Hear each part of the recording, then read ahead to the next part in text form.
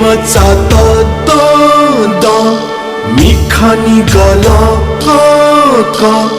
तुती नि पाचुचु आखा बोनेनु तुती नि पाचुचु आखा बोनेनु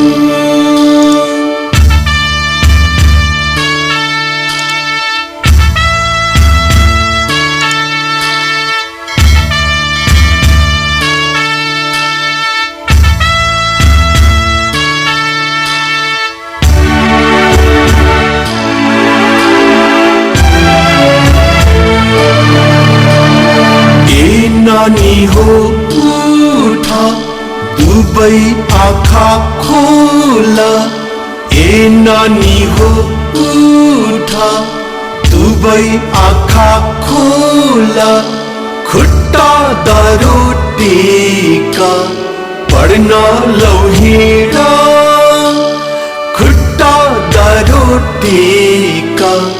पढ्न लौहिडा